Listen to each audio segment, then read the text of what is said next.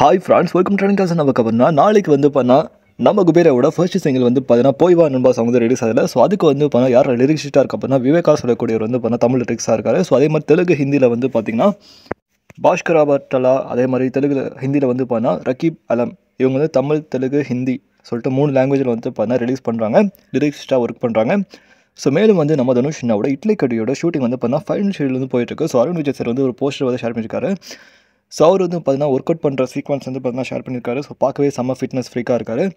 So final leg of shoot வந்து போயிட்டுருக்கு இட்லி கடை. ஸோ கன்ஃபார்மாக வந்து பார்த்தீங்கன்னா நமக்கு டபுள் டமாக்காக இருக்குது. ஸோ குபேரா படத்தோட ஃபர்ஸ்ட் சிங்கிள் நாளைக்கு போய் வா நண்பா வரப்போகுது. ஸோ 3 லாங்குவேஜ் வந்து ரிலீஸ் பண்ண போகிறாங்கன்னு நினைக்கிறேன்.